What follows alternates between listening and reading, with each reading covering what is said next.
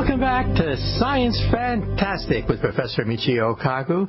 On Science Fantastic, we profile the amazing, jaw-dropping scientific discoveries which are revolutionizing our world and touching our lives. And today we're going to talk about one of the most controversial topics hitting the headlines, and that is artificial intelligence. With us today is an expert in artificial intelligence. He has a PhD, in fact, in the field.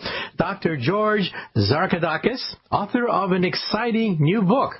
The book is called In Our Own Image, Savior or Destroyer, The History and Future of Artificial Intelligence.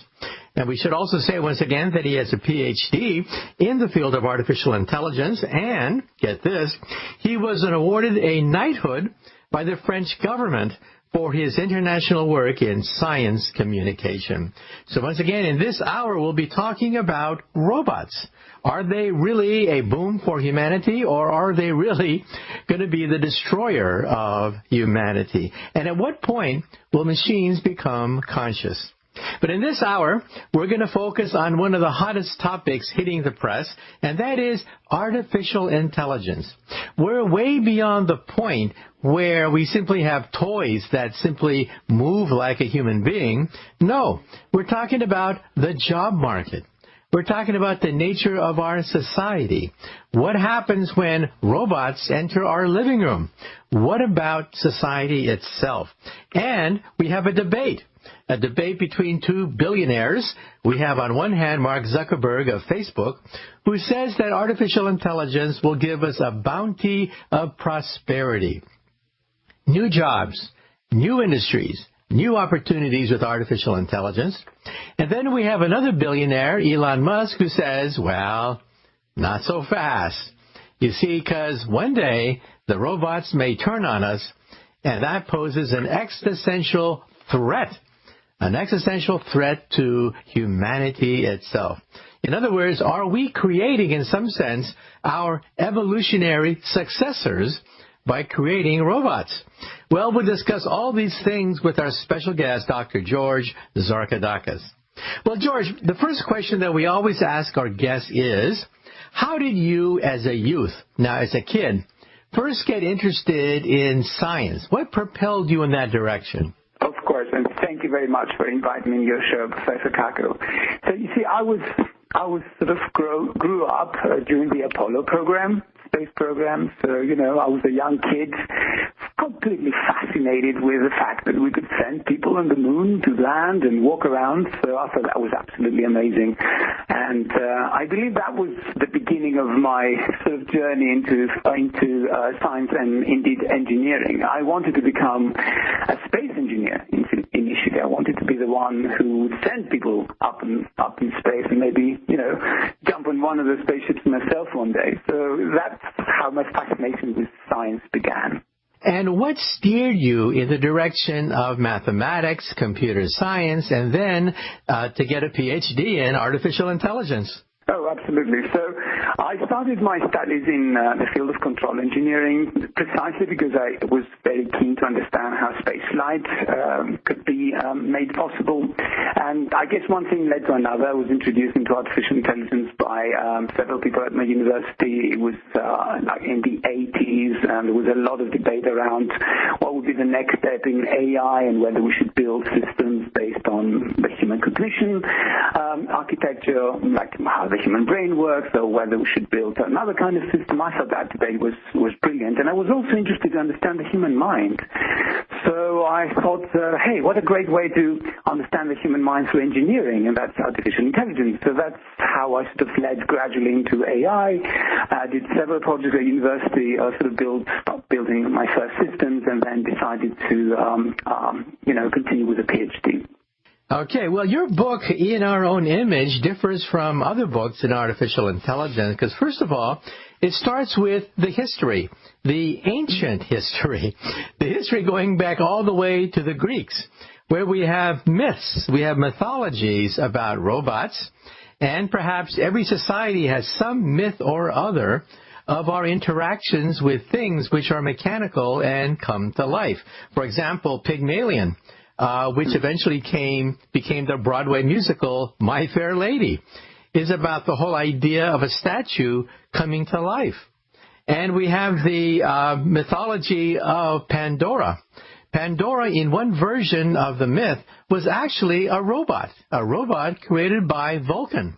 So explain to us, and also explain why it's so embedded in our ancient mythology, the whole idea of artificial life. Absolutely. So in my book, I try to trace this idea, this quite curious idea of human beings creating artifacts with minds, artifacts that look like them, artifacts with whom they have conversations and, in fact, build relationships as well. So I thought that's a curious idea. Where does that thing come from? And as I was looking into the past, I saw great similarities between this idea and how we create art in general, how we create, let's say, an image of something. And when we observe this image, we automatically project our own minds into what we see. For example, when we see the portrait of a person, or when we see a statue, or indeed when we see a play, how we, separate ourselves from reality, and we imagine that the people on stage actually are who they pretend to be. So that's a very curious, if you like, aspect of the human cognitive system that has a name. It's called theory of mind. It's what we do as we grow beyond the age of 3 years old, in fact, and when we understand that other people have minds as well. So this sort of cognitive, if you like, aspect of our intelligence is what kicked in several thousand years ago when we started creating art. And automatically, if you like, spontaneously, we started, creating images of ourselves. First with statues, and as mythology progressed, we started imagining those statues coming alive. We imagined gods creating artificial beings like Hephaestus, the god of, or Vulcan as he's called in Latin, creating iron maidens that helped him in Olympus to create his wonderful inventions, and so on and so forth. So there's a long history, both in ancient Greece and other cultures, as you mentioned, of humans and gods creating artificial beings. And then these stories sort of, were reshaped down the line, let's say in the 19th century, 18th, 19th century, by the Romantic writers, and in more modern times into films, like, all the films we love. Okay, George, we're going to have to take a short commercial break.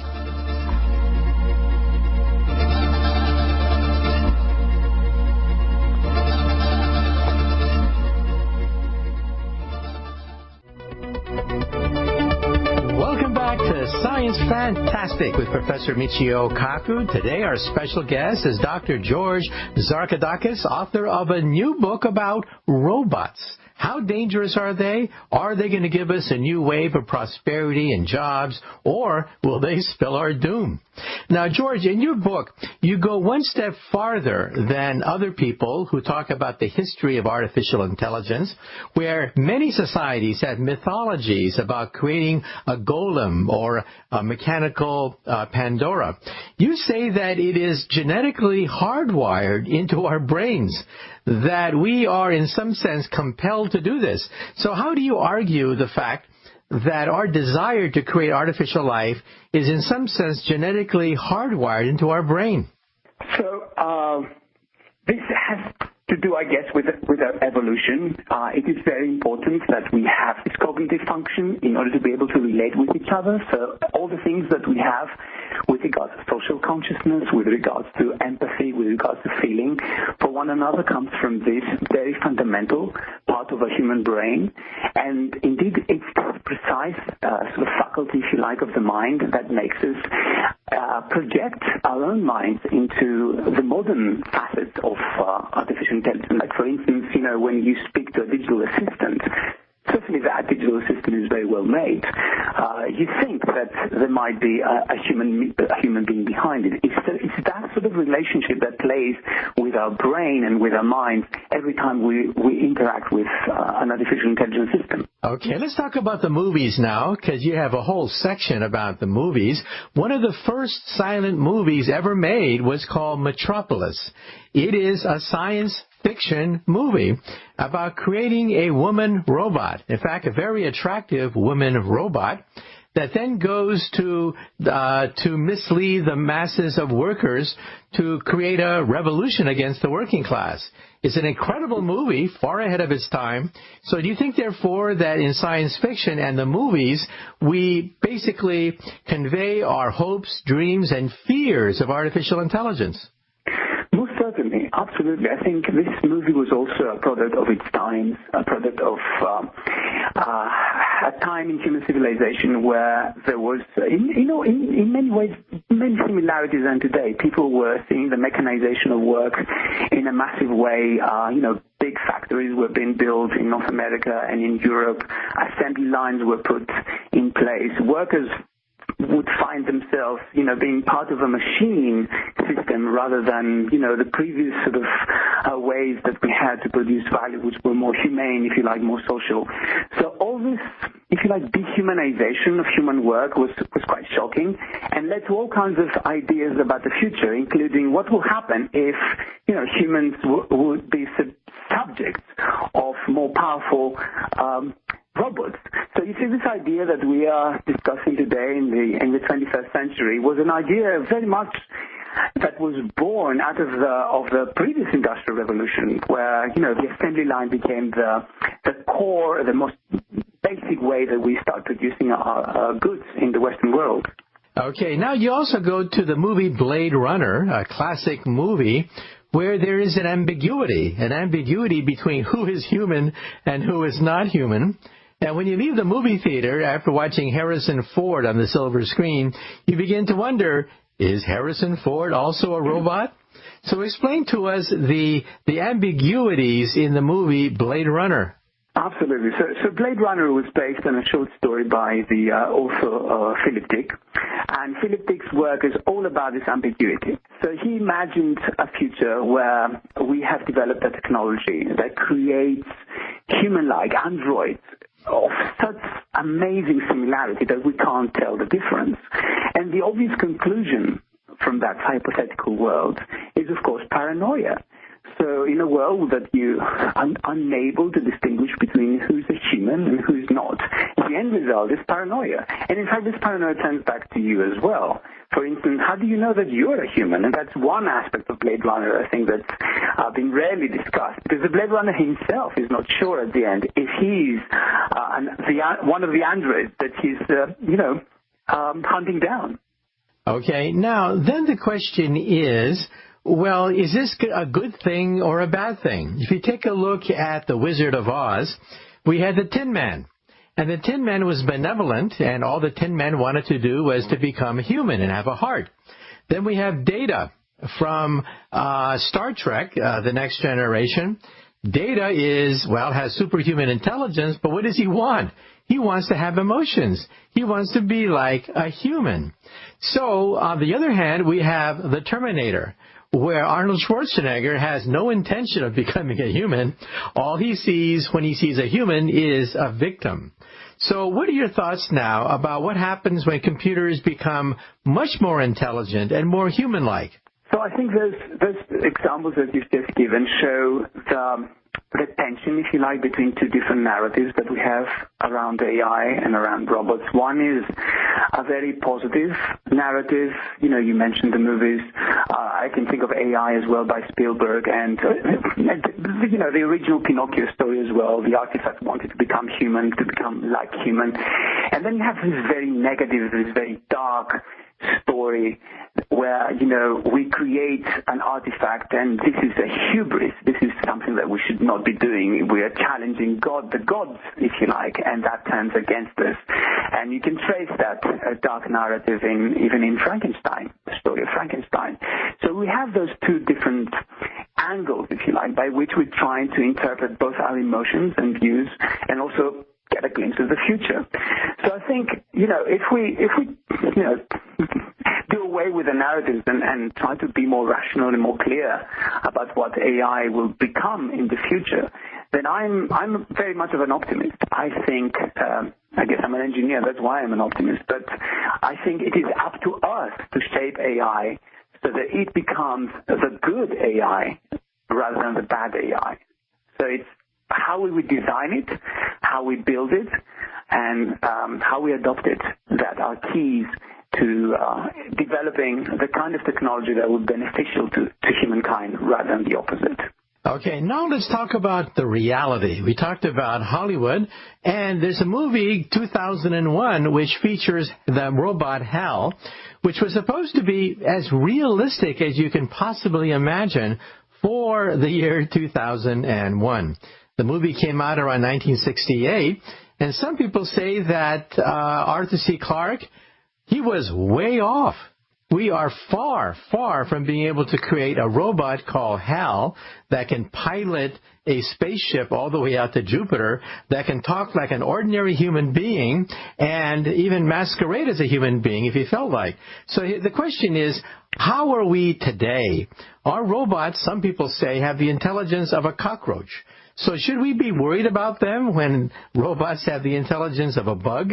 And the robot HAL is still many, many decades into the future. What's the state of robotics today? Okay, so I think it's not really helping very much if we project, evolutionary terms onto robotic sort of development, because it's completely different. So robots do not sort of self-develop. So let me try to respond to the question that you put across. So we see, because of a technique in artificial intelligence called deep learning, some amazing advances in the field. We see, for example, machines being able to recognize faces, to recognize human faces, or recognize images, understand human language, being able to respond. We also see systems like, for example, AlphaGo, being able to beat humans in a very, very complex game called Go, which is very, very popular, as you know, in the Far East. So we see there's amazing advances. However, there are certain limitations. There really are some amazing limitations. So despite the hype around AI, there's some very big problems that AI has not solved yet. And I'll just mention two that I think are very, very important. One is common sense, and the other one is, I guess, self-awareness or consciousness.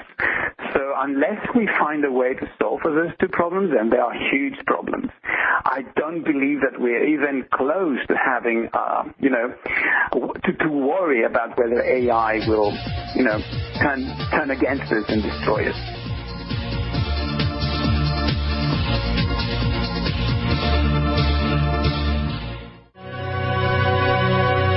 Welcome back to Science Fantastic with Professor Michio Kaku. Once again, in this hour, we're talking about, one of the hottest topics hitting the business section of the newspaper.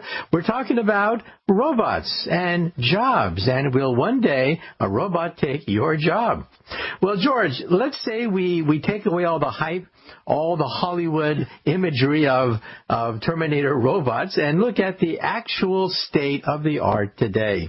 Isn't it true, for example, that a robot would have a hard time picking up garbage? Every piece of garbage is different, non-repetitive at all. You have to distinguish between good garbage and bad garbage. So sanitation men, some people feel, will have jobs for many a year into the future, or police. You have to go into the mind of a criminal. Robots can't do that, right? Or fixing a toilet. Every toilet is different. Every break is different. And a carpenter, a construction worker. These are non-repetitive, semi-skilled jobs.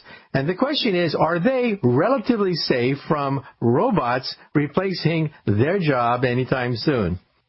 So I think the way to start thinking about this problem is, instead of thinking in terms of jobs, to start thinking in terms of tasks. Instead of thinking about the whole job, let's say the janitor, think about what does a janitor do, for example, or think what the doctor is actually doing, and breaking down with tasks. Because what we see and what is happening already is that intelligent systems like artificial intelligence and sometimes robotics replace and automate some tasks within a job, but not the whole job. So to your point, it's very unlikely or even desirable that one wants to build a complex robot to completely replace a human being doing a complex job. What is likely to happen, and what has been happening in fact for many decades with information technology, is the digitalization of many, many tasks. That is, the transformation of physical tasks that we do into lines of code that run on server farms. So we see that happening, and there's a lot of incentive for something like that happening. You can increase productivity, you can have more efficient processes, and so on and so forth. So to your point about what's going to happen to our jobs, there's a lot of research right now. The research that we do in the companies that I work for points to the fact that the most likely scenario would be the augmentation of human creativity. That means that human beings and intelligent machines working side by side for the best possible outcomes rather than machines completely replacing humans. So this is probably the most likely scenario, at least for the next, let's say, 10 to 15 years, given the rate that technology is advancing. Well, in Asia, for example, they have robots that can replace waiters, robots that can cook. In fact, they can make noodles in 1 minute and 29 seconds. Robots that can become like receptionists as they greet you when you check into a hotel. So some people say that jobs that are semi-repetitive, that require the same task over and over and over again, those jobs really could be replaced in the future. Take a look at Amazon. Amazon is already looking at the retailer and looking at the question of whether or not you can replace the person that you talk to when you walk into a store and ask simple questions. So what are your recommendations? If somebody comes up to you and says, what kinds of jobs should I train for in the future? Would you say jobs that involve the mind, creativity, jobs that involve higher education? What advice would you give to a young person? So to that question, I can only answer that, most of the professions that exist today did not exist, let's say, 10 years ago. So the economy is creating completely new jobs as technology is kicking in, as businesses change, as everything changes. So the only way you can hedge your future, in fact, is being able to unlearn and learn as quickly as you can. All of us, and certainly, younger people, will probably change many, many careers in their lives. They have to, if you like, pivot their careers again and again every now and then. So being able to learn new skills and upskill yourself very quickly, it would be essential. Now, having said that, what we see clearly is that what businesses require more and more are people that are able to combine, if you like, different types of knowledge and different types of skills and competencies. Like, for instance, you really need to have a good grounding on STEM subjects. There's no question about that. Absolutely. You need to understand science, technology, engineering, and maths. But at the same time, it helps a lot if you understand, if you have a good grasp of the English language, if you know history and sociology, if you have a good grasp of the humanities as well, and you can bring that knowledge to bear into solving complex business problems. So I think that polymath that can unlearn and learn would be the successful professional of the future, if I can put it in a nutshell. Okay. Well, I once had a conversation with a stockbroker who said that he's a middleman, and of course, robots can replace middlemen, especially a broker.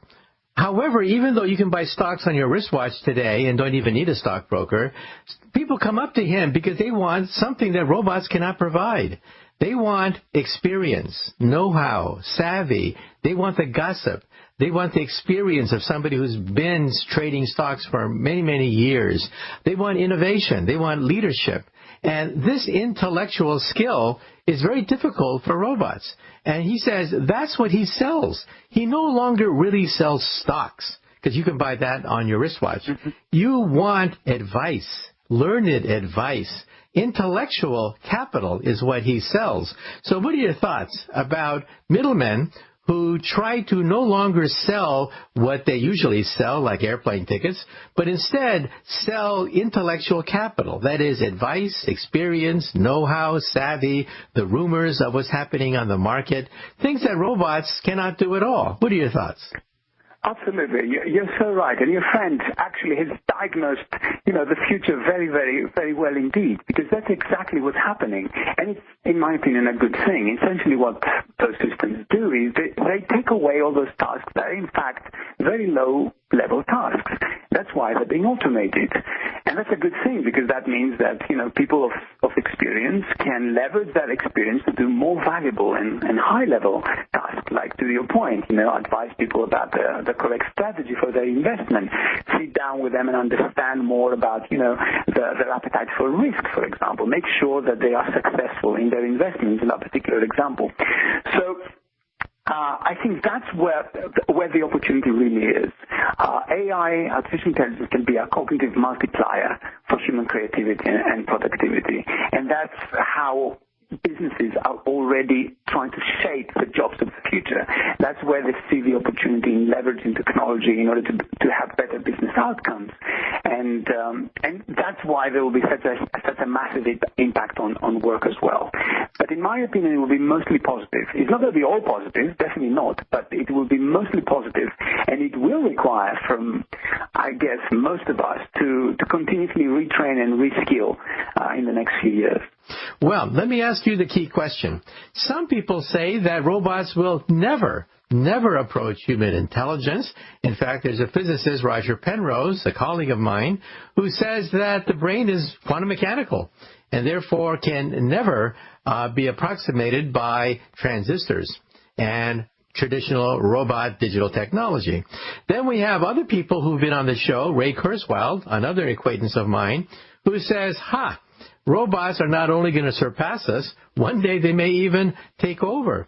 They'll have children that are smarter than they, and they will proliferate ever-increasing intelligence with each generation until they take over the entire Earth. In fact, maybe the Earth will one day become a robot. Well, what are your thoughts? Is it possible to build a mechanical man and a mechanical woman? If so, can we create one that's even smarter than the previous generation? What are your thoughts? So my thoughts are that this is a question that is absolutely impossible to answer right now.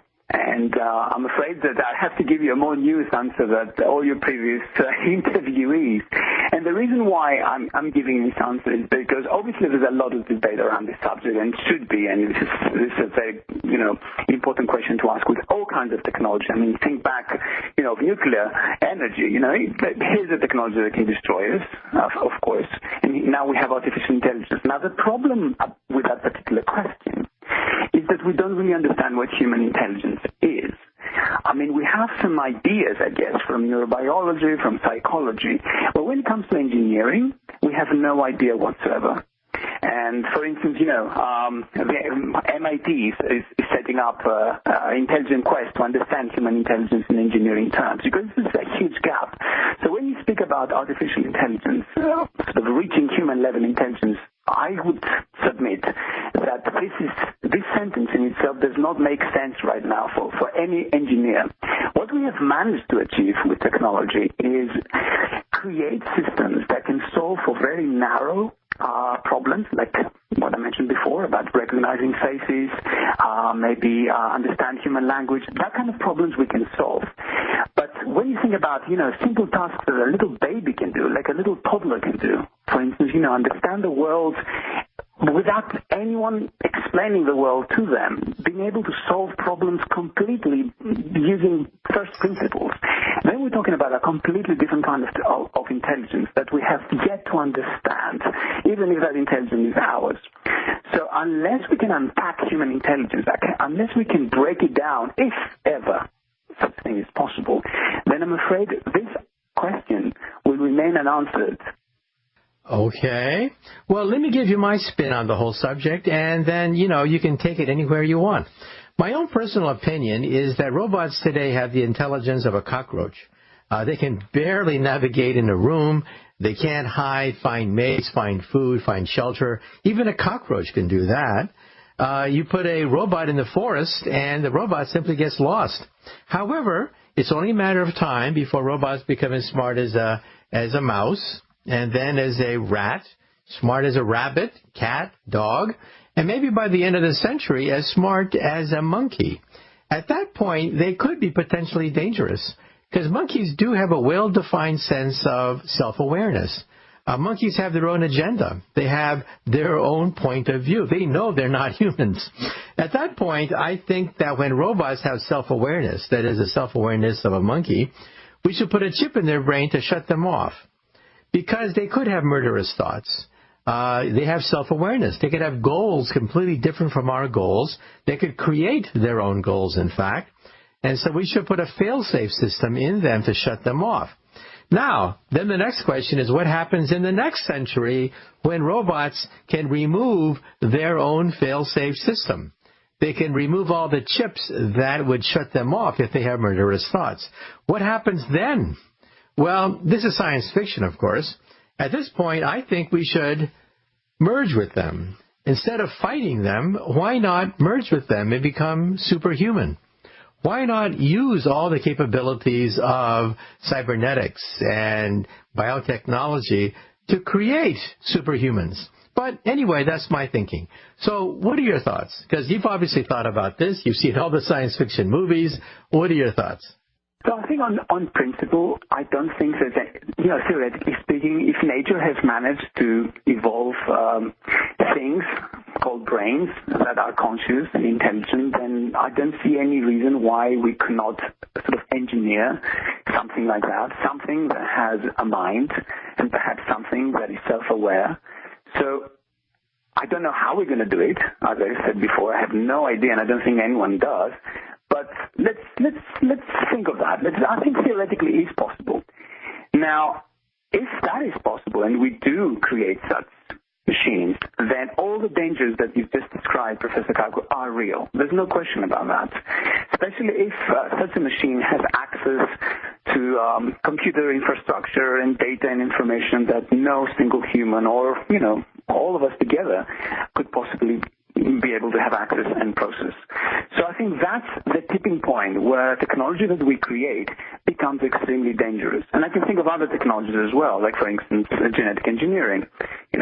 So therefore, I think we must have mechanisms to control the development of artificial intelligence so we don't reach that point. So we don't play with fire. So we don't set off, a sequence of events that could potentially lead to our extinction.